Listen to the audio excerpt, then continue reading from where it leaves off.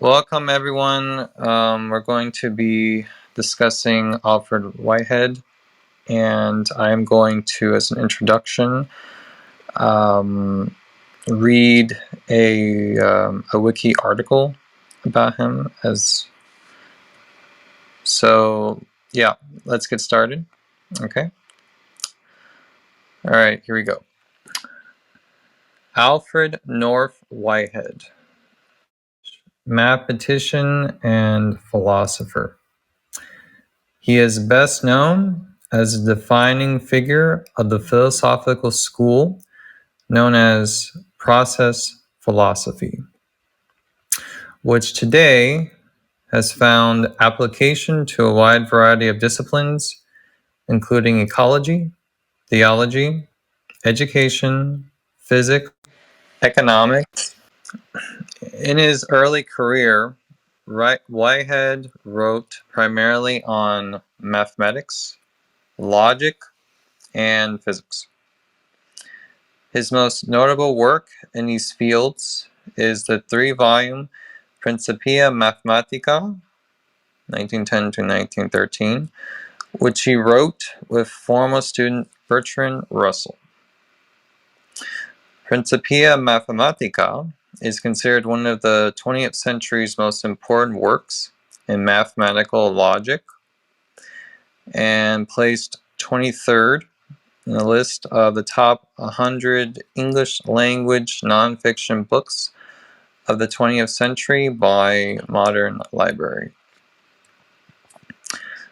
Beginning in the late 1910s and 1920s, Whitehead gradually turned his attention from mathematics to philosophy of science, and finally to metaphysics.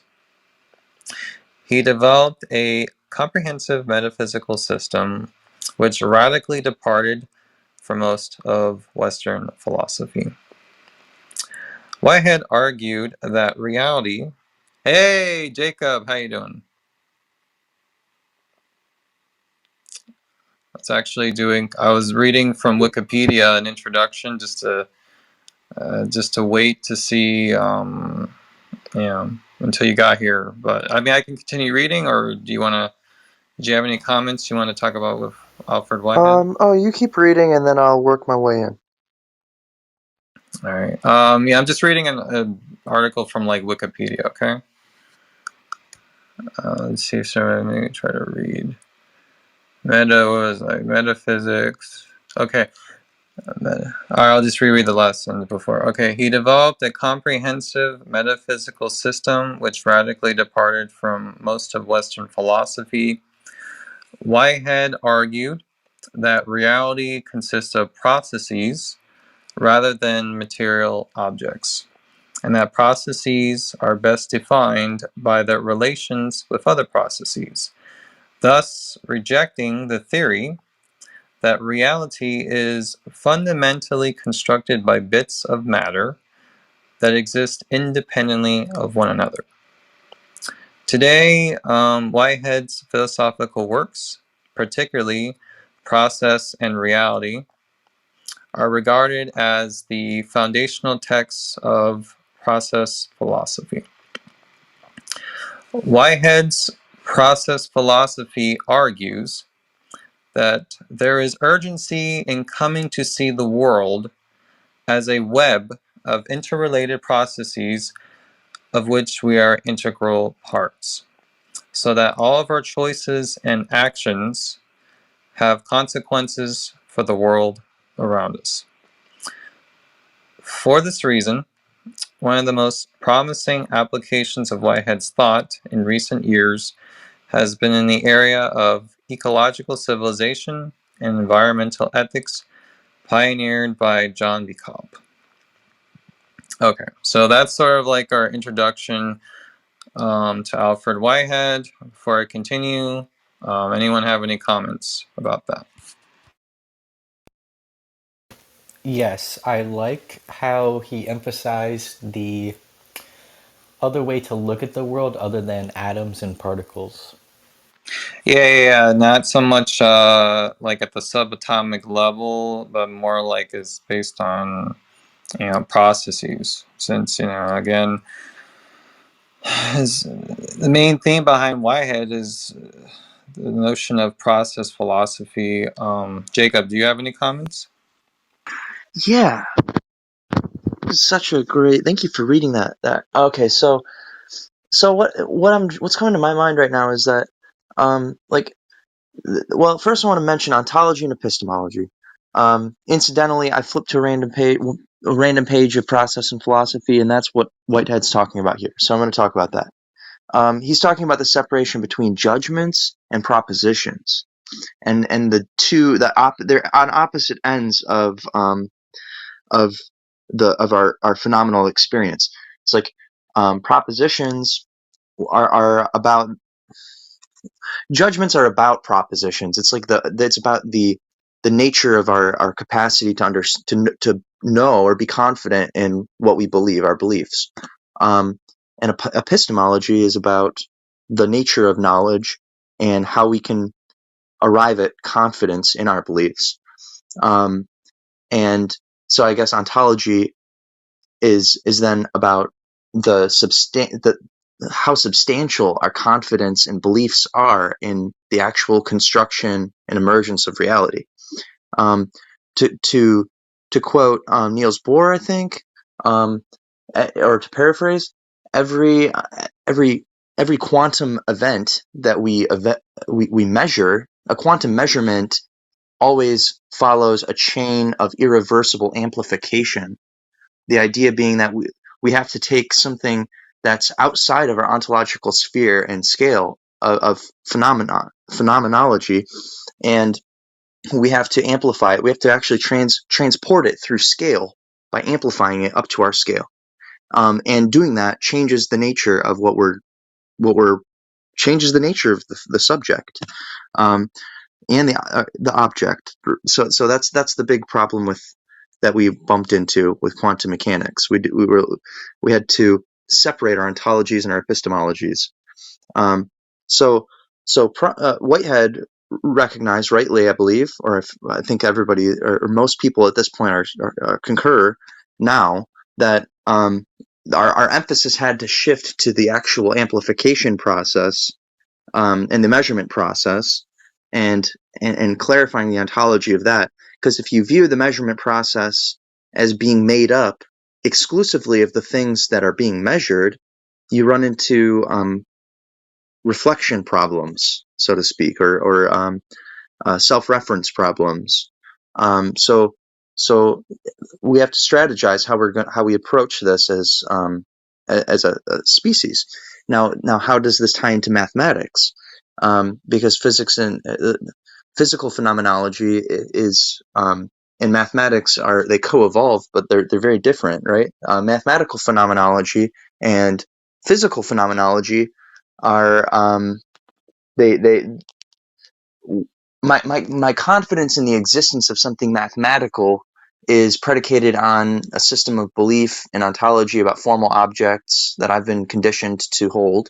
But with physical things, I've also been conditioned to consider my physical or my perceptions, my direct felt sense experience as physical, as opposed to something formal or mathematical. But it's the only difference is in how I'm perceiving it. It's not actually non-mathematical. That it doesn't make sense. What does it mean to say something is non-mathematical? Yeah. I'm going to stop talking there. But it raises so many interesting points. Brandon, what do you think non-mathematical means? Non-mathematical. I mean, I would think explain what you mean by mathematical. I mean, when I first think about non-mathematical, it's something that's not mathematical. Even though it sounds like a duh moment, but is it like I don't know, like a concept or phenomena that cannot be measured? Because when we think of math, the first thing I think of is measure. Is it like a qualitative characteristic or something, or so? Yeah, I guess Yeah, go ahead. for me, the mathematics is this tradition, or yeah, it's a body of traditions for transmitting belief, um, belief, pure belief. It's not Okay. about, yeah. But physics is specifically about transmitting. When I say I'm talking about this transmission business, I'm talking about reliable transmission. If I transmit a proof of a theorem to you, Mm-hmm. we can our agreement is sealed, based on our predicated on our common assumptions of the axioms and the judgment Mm-hmm. framework. Physics, on the other hand, is subject to many different judgmental frameworks, and phenomenologies, and interpretations of shared data. If we share the same mathematical data, our disagreements are going to be, at least we can agree on our disagreements. Maybe that's what it is. Physics, we're not sure a priori where our disagreements stem, because we're not really sure what our experiences mean, whether it's an experiment or it's my own sense apparatuses, I conveying have it a to you. question, Yeah. Jacob, Uh, as you're talking. Is that okay? oh yeah, yeah. Oh, okay. Let me try to remember my train of thought. Is it possible that there is a disagreement within physics as far as like the experiments are concerned, because there's a lack of consensus in like the metaphysics or the philosophy of like how all physics is derived? Yeah, absolutely, absolutely. Yeah, that cuts right to it. It's about how composition. It's about how things are composed. Um, on a mathematical end of things, composition. We're trying to um, provide frameworks for understanding composition, um, and frameworks for composing things in new ways. On the physical end of things, the universe just composes shit in ways that we we're just we can't debate with the universe. Well, I guess we can. Maybe when we assemble an experimental apparatus, we are conditioning the universe to compose the results of our experiment particularly, or specify the composition. Maybe that's what it means to prepare a state. Okay. Hmm. Very interesting. Okay. So on that note, since we're talking about math, do you mind if I read a section from Wikipedia on Principia Oh Mathematica? yeah, actually, I'm super glad you mentioned that, because when I first jumped in and you're reading that other excerpt, Huh. I think Whitehead was. I wanted to mention Principia Mathematica. Well, or no, I'm sorry. I wanted to mention um, the universal language that Leibniz was working on. Not, and that's I'm not. I know you're probably talking about Whitehead and Russell, of course. Principia Mathematica. Yes, yes, yes. Yeah, yeah, Principia yeah. Mathematica. All right. So, if you want to add any comments, it's not. This is like not a very long section, so I will, I'll just read it, and you can comment upon it, Jacob. And if Chase, if you have anything to add about it, feel free to share. All right. So let's go. Let's do it. All right. So, Principia Mathematica is Whitehead's most famous mathematical work. Written with former student Bertrand Russell, Principia Mathematica is considered one of the 20th century's most important works in mathematics, and placed 23rd in the list of top 100 English language nonfiction books of the 20th century by Modern Library. Principia Mathematica's purpose was to describe a set of axioms and inference rules in symbolic logic from which all mathematical truths could in principle be proven. Whitehead and Russell were working on such a foundational level of mathematics and logic that it took them until page 86 of volume 2 to prove that 1 plus 1 equals 2. A proof humorously accompanied by the comment, "The above proposition is occasionally useful." Whitehead and Russell had thought originally that Principia Mathematica would take a year to complete. It ended up taking them 10 years. When it came time for publication, the 3-volume work was so long, more than 2,000 pages, and its audience so narrow, professional mathematicians, that it was initially published at a loss of £600, 300 which was paid by Cambridge University Press, 200 by the Royal Society of London, and 50 apiece by Whitehead and Russell themselves. Despite the initial loss, today there is likely no major academic library in the world which does not hold a copy of Principia Mathematica. The ultimate substantive legacy of Principia Mathematica is mixed. It is generally accepted that Kurt Gödel's incompleteness theorem of 1931 definitively demonstrated that for any set of axioms and inference rules proposed to encapsulate mathematics, there would, in fact, be some truths of mathematics which could not be deduced from them, and hence that Principia Mathematica could never achieve its aims. However, Gödel could not have come to this conclusion without Whitehead and Russell's book. In this way, Principia Mathematica's legacy might be described as its key role in disproving the possibility of achieving its own stated goals. But beyond this somewhat ironic legacy, the book popularized modern mathematical logic and drew important connections between logic, epistemology, and metaphysics. That's awesome. Yeah, thank you for reading that. Yeah, and it did it sowed the seeds for its own the destruction of its own thesis in that way. Yeah.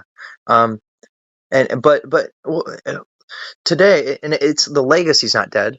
The legacy's not dead because the motive to collect all of our mathematical understanding and concentrate it into one structure, for posterity or whatever transmission, that's very useful and has inspired, the field of mathematics that I'm working in, like topos theory and stuff. A topos is sort of the response to. I mean, there's a sense in which it's the response to Gödel for, and it's like, okay, we can't we can't reach the kind of perfection that we had in mind, or we were confused about what a perfect system might be. We thought that it was going to be, so there's something called um, Hilbert's system, or the Hilbert's approach to axioms, the Hilbert game. The idea, it's named after David Hilbert. He came up with this perspective of mathematics that, starting from very few assumptions, we can ideally reach any assumption. And now I think that's been, the utility of that approach has been, questioned, and it's apparent that if you want to, you want specific results in a specific domain, it's most efficient to just develop a system within that domain, specified for it, a domain specific language or system, and then you can create systems above those that, or below them, platforms for those systems to interact. And if you get to a point where you meet some kind of obstruction or obstacle, you can then produce, you can work on constructing another platform below that can hold everything up. It's I guess the miracle of living in a universe is that everything seems to be held up by one platform, which is what we believe is this common ground of experience. And if we were going to tie it into metaphysics, the word from the Sanskrit word, dharma, is, that's pretty much the same thing. It's like the underlying principle of the organizational principle, or Brahma. It's like the idea that the universe is whole.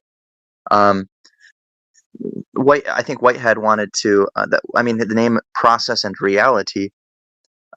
Since Whitehead, there's a tradition that reality is this inaccessible thing.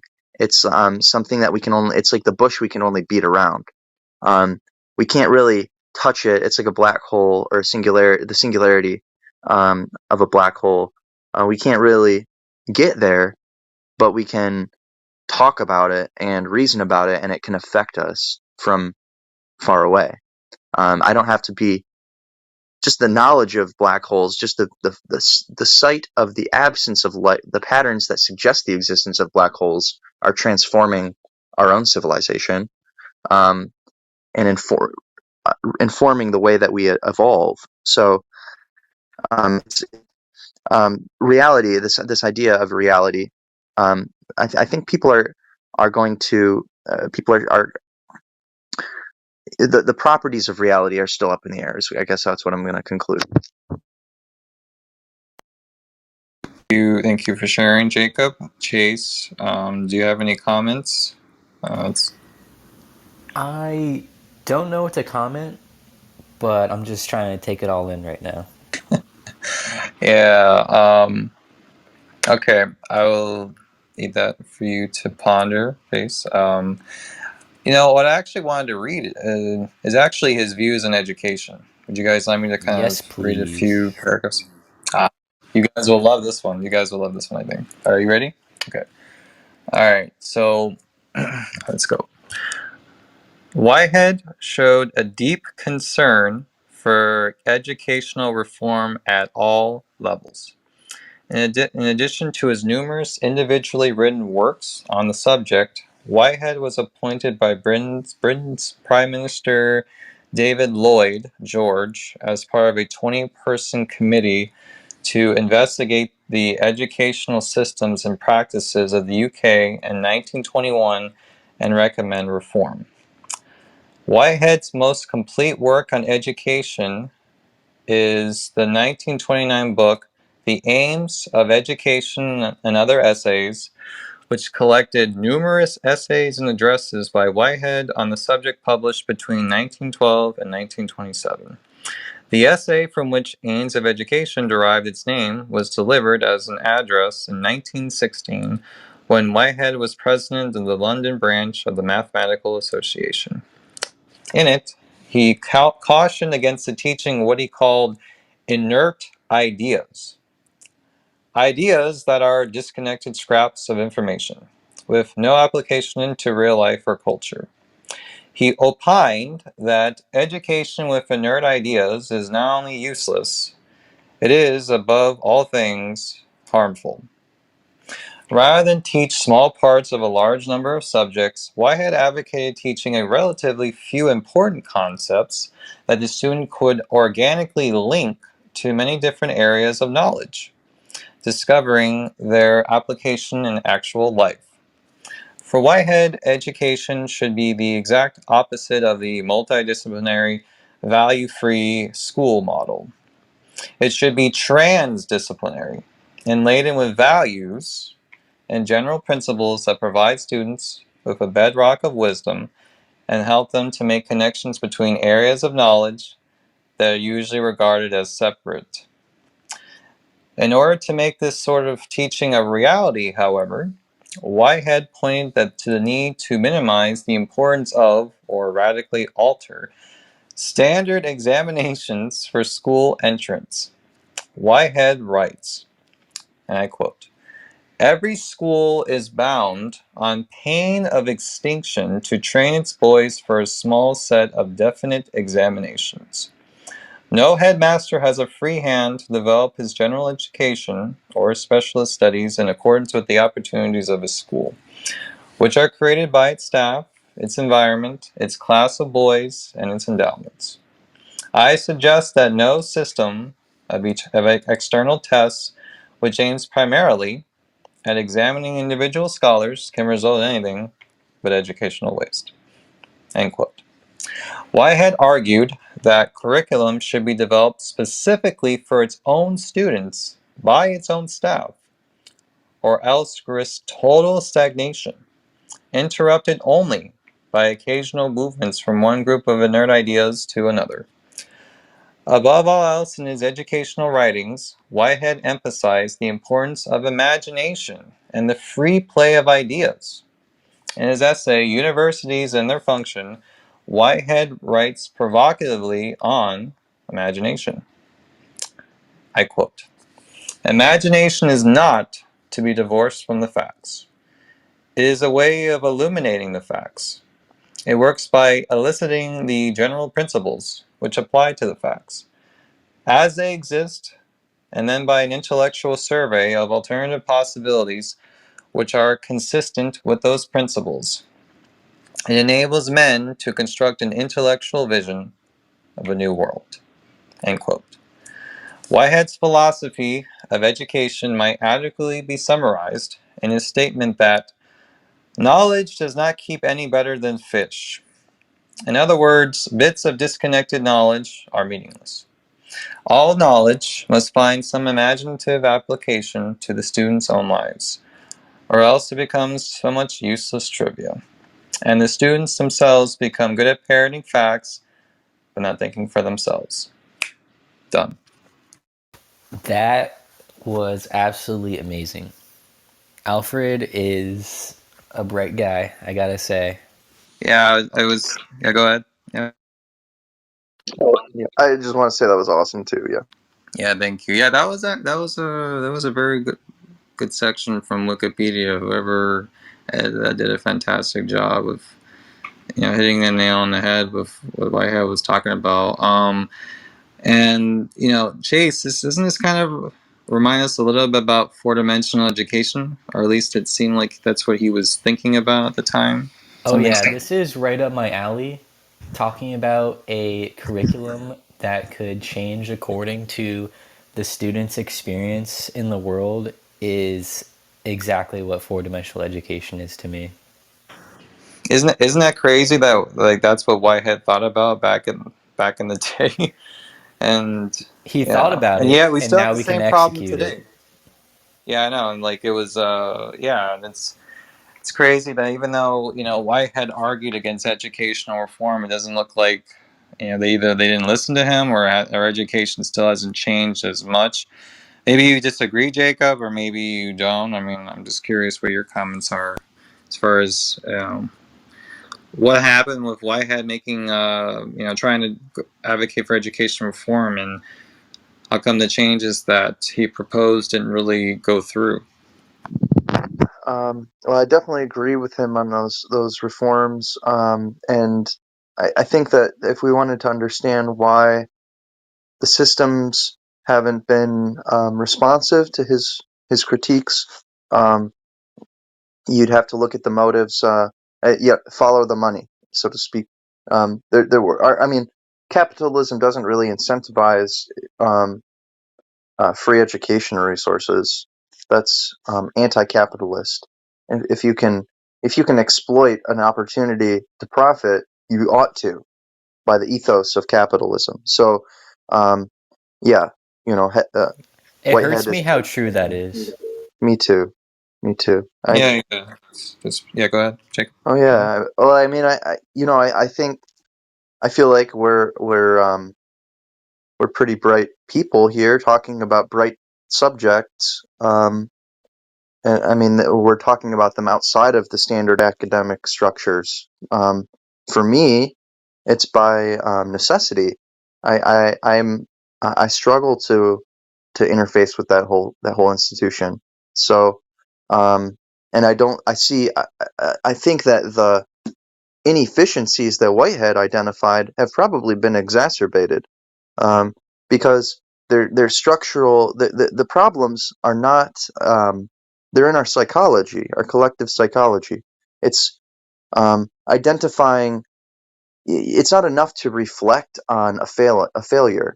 It's not enough. You have to change the root cause of the failure, whatever it is.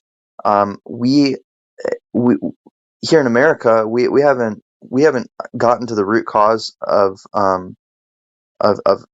education. We haven't gotten to the root causes of educational decay. because we haven't gotten to the root motive of education. In America, we don't even value education. I mean, it's yeah. I could go on, but yeah, I think that um, the fact that the existing academic institution has failed to heed Whitehead and practice what he preached. Um, it just set the stage for what's happening now, which is going to be um, rampant autodidacticism. People learning how to learn for themselves because they have to, because that's the only way to digest the massive amount of information available. Um, it's a lot of this information has been available for a long time. There's people still rediscovering shit in math that could have been proven, like 2,000 years ago. It's like shit that could results now that could be understood by ancient Greeks and stuff.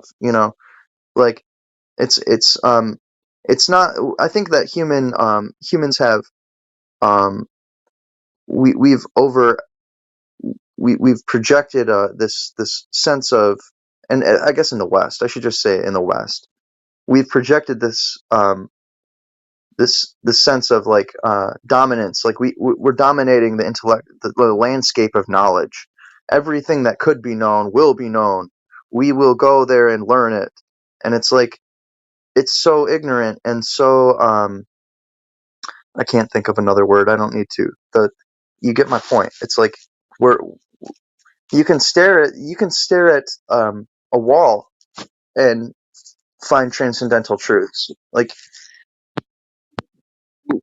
we don't have enough time. We don't spend enough time to track everything and all of the You're cutting information. out a bit.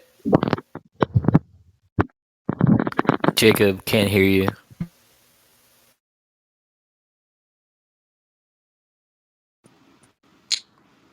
Okay, Jacob, is your mic working or? I don't know. I think it's probably my service, my mobile. Okay, that's fine. Well, thank you, Jacob. And Chase, did you have anything else to add? I'd actually, while we still have time in the podcast, I'd like to kind of read about, the kind of the very heart of, what Whitehead was trying to communicate through his philosophy of metaphysics. Just pretty much probably the heart of what he was trying to do. So, do you guys mind if I start reading into that? Yes, I just want to say I like where Jacob was going that, so take it away, Brandon. Great. All right. So, this is the heart of it. Philosophy and metaphysics. Okay. Whitehead did not begin his career as a philosopher. In fact, he never had any formal training in philosophy beyond his undergraduate education. Early in his life, he showed great interest in and respect for philosophy and metaphysics. But it is evident that he considered himself a rank amateur. In one letter to his friend and former student Bertrand Russell, after discussing whether science aimed to be explanatory or merely descriptive, he wrote, and I quote, "This further question lands us in the ocean of metaphysics, onto which my profound ignorance of that science forbids me to enter." End quote. Ironically, in later life, Whitehead would become one of the 20th century's foremost metaphysicians. However, interest in metaphysics and the philosophical investigation of the nature of the universe and existence had become unfashionable by the time Whitehead began writing in earnest about it in the 1920s. The ever more impressive accomplishments of empirical science had led to a general consensus in academia that the development of comprehensive metaphysical systems was a waste of time because they were not subject to empirical testing. Whitehead was unimpressed by this objection. In the notes of one of his students for a 1927 class, Whitehead was quoted as saying, and I quote, "Every scientific man, in order to preserve his reputation, has to say he dislikes metaphysics. What he means is he dislikes having his metaphysics criticized." End quote. In Whitehead's view, scientists and philosophers make metaphysical assumptions about how the universe works all the time. But such assumptions are not easily seen precisely because they remained unexamined and unquestioned. While Whitehead acknowledged that, and I quote, philosophers can never hope finally to formulate these metaphysical first principles, end quote. He argued that people need to continually reimagine their basic assumptions about how the universe works if philosophy and science are to make any real progress, even if that progress remains permanently asymptotic.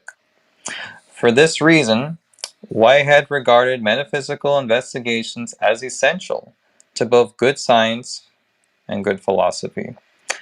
Perhaps foremost among what Whitehead considered faulty metaphysical assumptions was the Cartesian idea that reality is fundamentally constructed of bits of matter that exist today independently of one another, which he rejected in favor of an event-based or process ontology in which events are primary and are fundamentally interrelated and dependent of one another.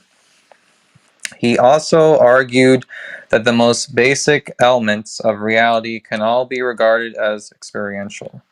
Indeed, that everything is constituted by its experience. He used the term experience very broadly so that even inanimate processes such as electron collisions are said to manifest some degree of experience.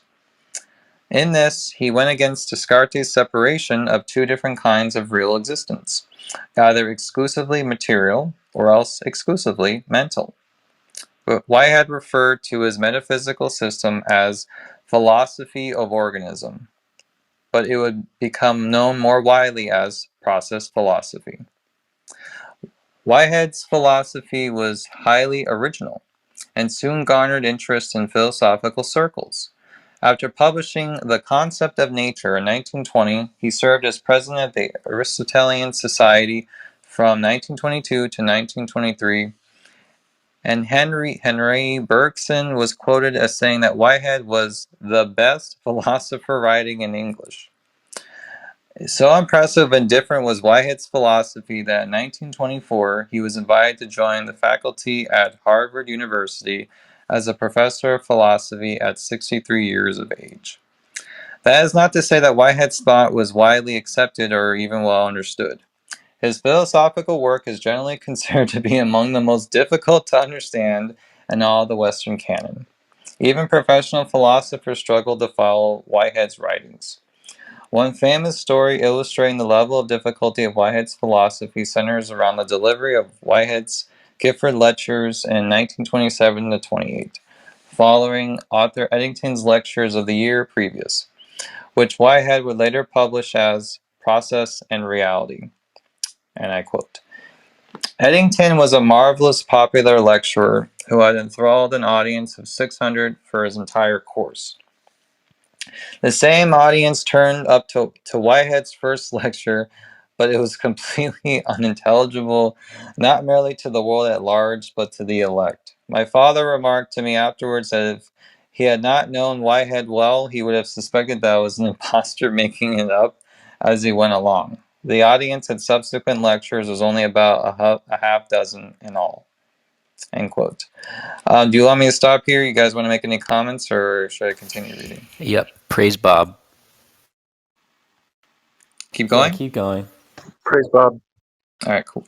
All right, it may not be inappropriate to speculate that some fair portion of the respect generally shown to Whitehead by his philosophical peers at the time arose from their sheer bafflement.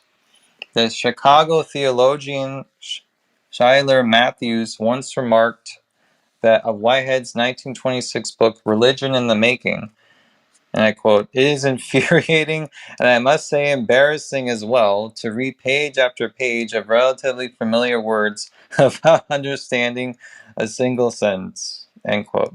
However, Matthew's frustration with Whitehead's books did not negatively affect his interest. In fact, there were numerous philosophers and theologians at Chicago's Divinity School that perceived the importance of what Whitehead was doing without fully grasping all the details and implications. In 1927, they invited one of America's only Whitehead experts, Henry Nelson Wieman, to Chicago to give a lecture explaining Whitehead's thoughts. Wieman's lecture was so brilliant that he was promptly hired to the faculty and taught there for 20 years, and for at least 30 years afterwards, Chicago's Divinity School was closely associated with Whitehead's thought.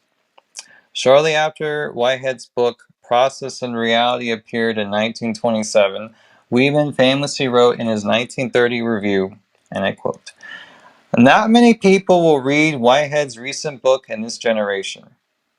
Not many will read it in any generation, but its influence will radiate through concentric circles of popularization until the common man will think and work in the light of it, not knowing whence the light came. After a few decades of discussion and analysis, one will be able to understand it more readily than can now be done." End quote. Wieman's words prove prophetic. Though Process and Reality has been called arguably the single most impressive single metaphysical text of the 20th century, it has been little read and little understood, partly because it demands, as Isabel Stengers puts it, and I quote, that its readers accept the adventure of the questions that will separate them from every consensus. End quote. Whitehead questioned Western philosophy's most dearly held assumptions about how the universe works, but in doing so, he managed to anticipate a number of 21st century scientific and philosophical problems and provide novel solutions. All right. Jacob, do you have anything to say about Process and Reality? Like, I've never read the book, I've never heard of it, but I wanted to know if you have ever read the book.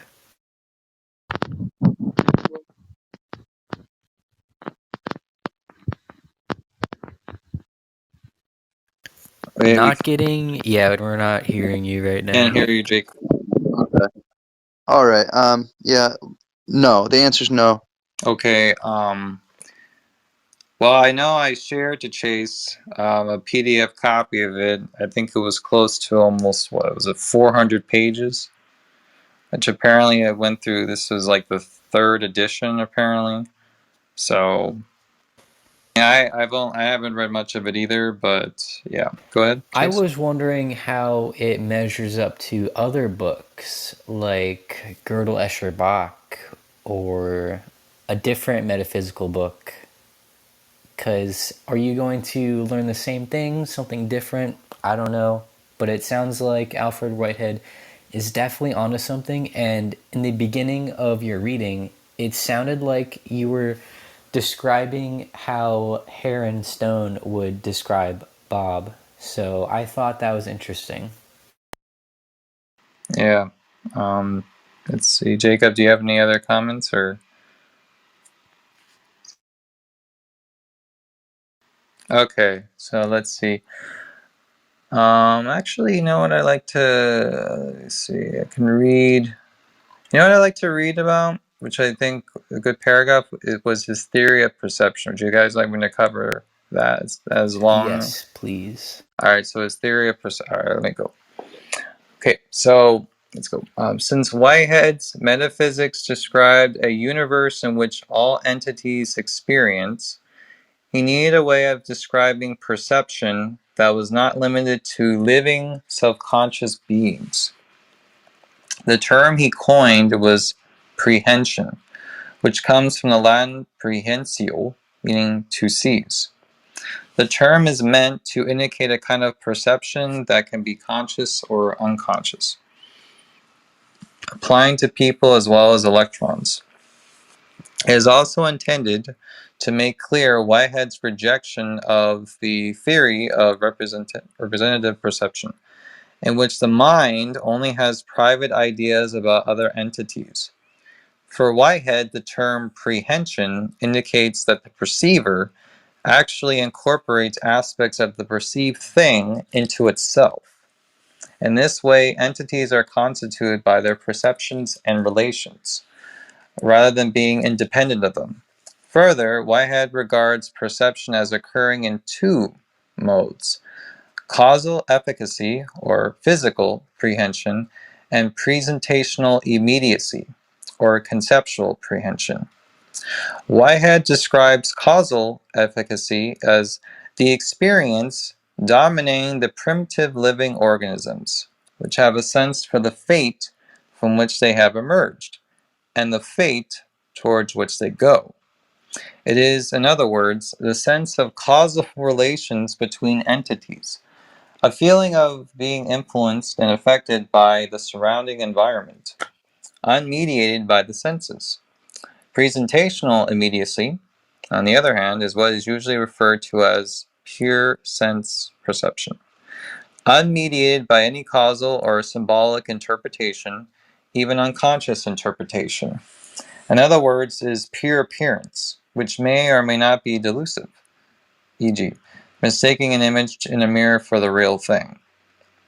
And higher organisms, like people, these two modes of perception combine to what Whitehead terms symbolic reference, which links appearance with causation in a process that is so automatic that both people and animals have difficulty refraining from it. By way of illustration, Whitehead uses the example of a person's encounter with a chair. An ordinary person looks up, sees a colored shape, and immediately infers it is a chair. However, an artist, Whitehead supposes, might not have jumped to the notion of a chair, but instead might have stopped at the mere contemplation of a beautiful color and a beautiful shape. This is not the normal human reaction. Most people place objects in categories by habit and instinct, without even thinking about it. Moreover, animals do the same thing. Using the same example, Whitehead points out that a dog would have acted immediately on the hypothesis of a chair and would have jumped onto it by way of using it as such. In this way, symbolic reference is a fusion of pure sense perceptions on the one hand and causal relations on the other. And that is in fact the causal relationships that dominate the more basic mentality, as the dog illustrates, while it is the sense perceptions which indicate a higher grade mentality, as the artist illustrates. All right, any comments on that? I think it sounds pretty straightforward. What about you, Jacob?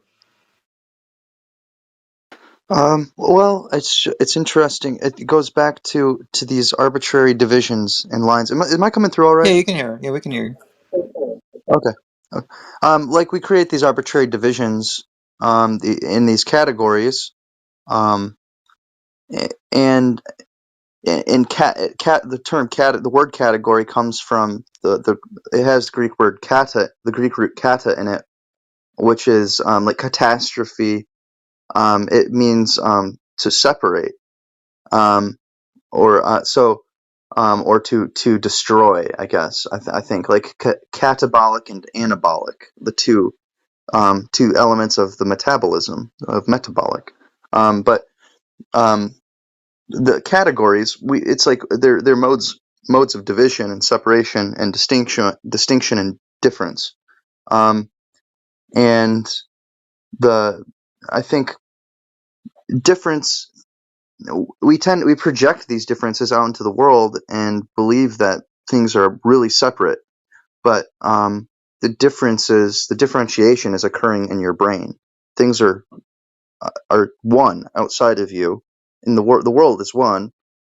You are inside of it. You're a a subset of it, and the configuration of that subset is sufficient to give you the sense of differentiation within an integrated whole. So it's about, like, to me, process philosophy, or the putting it into practice, just the idea of it, because I haven't read it. I've just read about it, and read people who have talked about it and incorporated it. And so, I mean, but the idea alone that there aren't really any objects.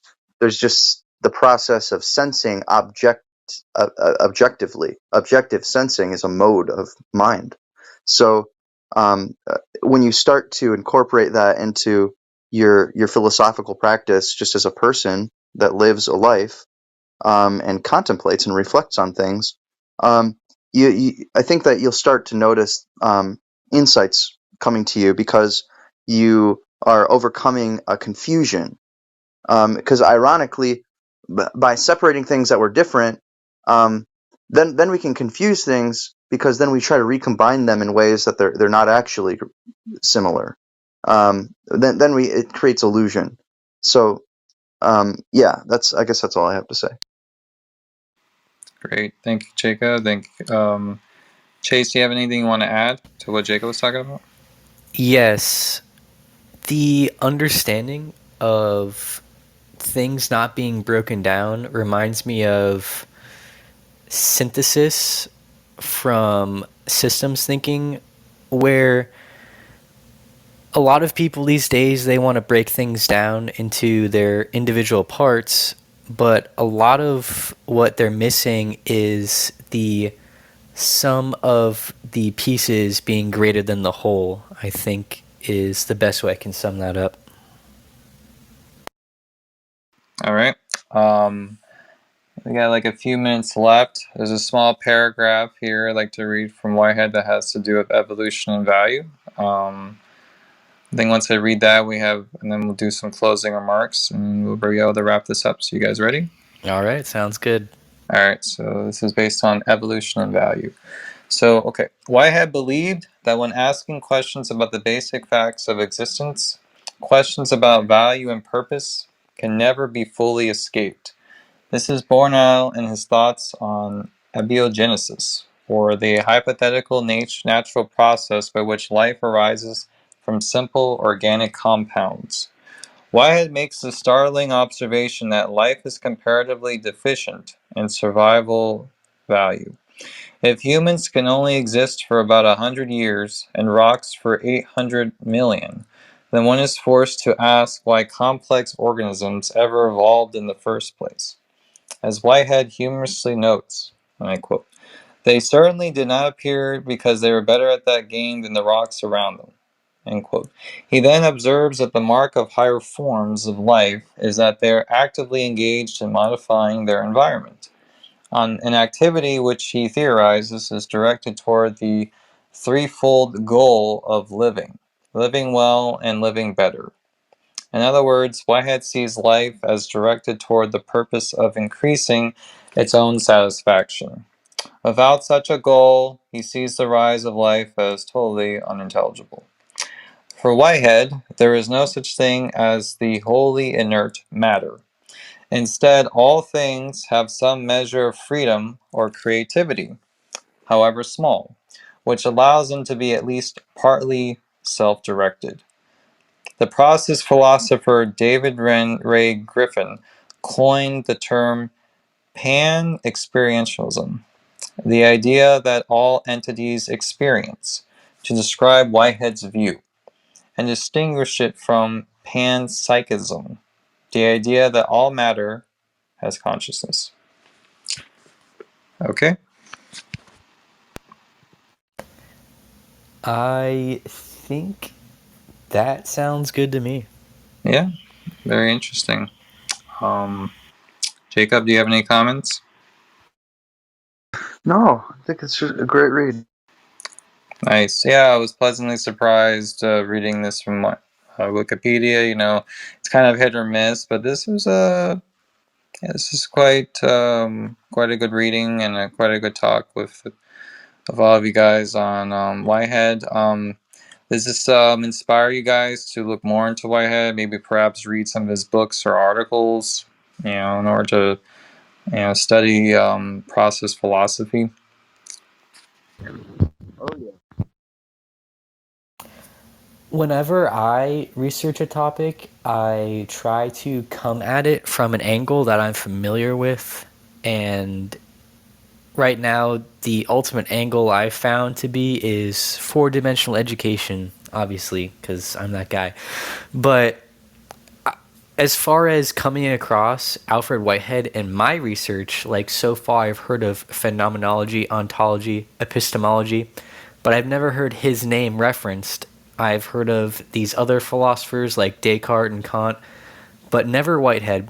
Although it does sound like Whitehead is describing something that I've already believe in, or something I know of intrinsically about the nature of reality. And funnily enough, his book is called Process, in reality, but he's just saying that the process itself is reality. So I thought that was interesting. Right, yeah, exactly. Like I said, Process and Reality was regarded as like one of his greatest works, and it's so interesting how either people haven't read it or people have read it. Maybe they have found it, I don't know, difficult to understand. Even though, I mean, I've listened to lectures about Whitehead, and I mean, they summarized it pretty well. I mean, I don't think I don't think it's probably as complicated as people make it out to be. I just think I think it's unfamiliar territory, partly because I don't think, in schools, especially in public schools, they don't even really cover philosophy at all. They don't even cover like different schools of thought. People just, again, as Whitehead said, people are just meant to, regurgitate bits of information, not even question where it came from. And they're not even able to tap into their own creativity, and original thinking to not only question these ideas, but to come to their own conclusions as far as the truth is concerned. I'm seeing a lot of similarities in the discussions we're having because you're talking about Whitehead in the education system, people are parroting, and then Leo is saying that socialization, does it actually improve you? He thinks otherwise because people go to socialize and then they get in these echo chambers and then they parrot what they've learned rather than go experience something for themselves or do an experiment on their own and take notes. That is the most basic scientific method I can think of. Why don't people take more notes? Personally, I have a journal that I use and I take as many notes as I can in it. Yeah. Jacob, do you have any final comments you'd like to make? Hmm. No, I guess my final comment is just remember that if anything is not an object but a process, it's you. Yeah. Like releasing myself. Oh yeah, one more thing to look into. I'll just type it down here. It's called the theory of the dialogical self. I'll put it in the chat so you guys can refer back to it. Dialogical self, because I'm getting into dialogics, and dialogic is the ancient concept.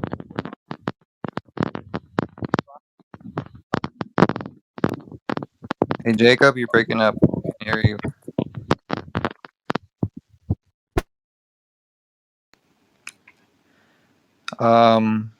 That's an interesting concept that you pointed in there. You put it in there. Maybe for next time, or next time you come in there, you can discuss with us what is the dialogical self, and who is either the philosopher who proposed it. Where did it come from?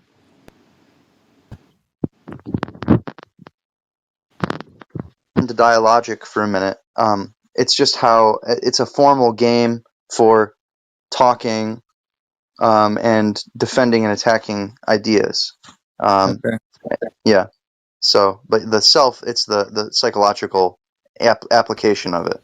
Did you say this was a game? Yes, I just got a book. It's called How to Play Dialogues, and it's so cool. It's like it just adds two new symbols to logic, the exclamation mark and question mark, and so the two players, one player assumes the thesis or is defending a thesis, the other player is attacking the thesis or opposing it.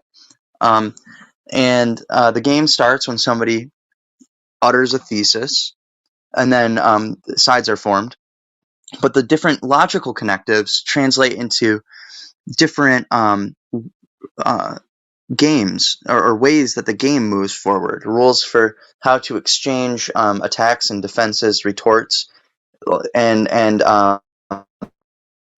is that the structure of a legal dialogue, so to speak, according to these rules, results in a invalid positions when translated back into symbolic logic. So it's like a model of reason. But how do we reason about ourselves internally? Well, it's good to view yourself as a bunch of selves that are in constant internal dialogue. So that's where I'm trying to enter it from. That makes sense to me because when I had a spiritual experience, I know that the ultimate self is what people like to refer to as God. But who I am day to day, like I'm someone else with my friends, I'm someone else by myself, I'm someone else with my family. Ideally, I would like to be one coherent self rather than a bunch of selves, but that's not always possible. And I think that leads people off into different ways of probably escaping God or just escaping reality by becoming so many different selves that they don't know who they are. Well put, Chase. And I'd like to make a final note before we end this, that as a moment of synchronicity, that the Philosophy Treehouse is actually hosting a room based on the philosophy of science and introduction. And as we recall, I believe Alfred Whitehead was also an explorer in the philosophy of science. So there you go. The universe is communicating something to us. That's really cool. All right, yeah, you guys subscribe to the Philosophy Treehouse. Yeah, I want to listen. I'm not sure. Look into yeah. It's hosted by Rodrigo Venegas. He hosts great rooms on there. I haven't been there in a while, but yeah, they're great rooms. You should definitely check them out and listen, or even participate, because he definitely encourages people to participate within studying works of philosophy. So. All right, Jacob, it was nice talking with you, and I appreciate your input on Alfred Whitehead. Thanks for having me, guys. It's been a pleasure. Yeah, thank you again. Would you like me to do the countdown? Yes, please. All right, let's do it. Okay.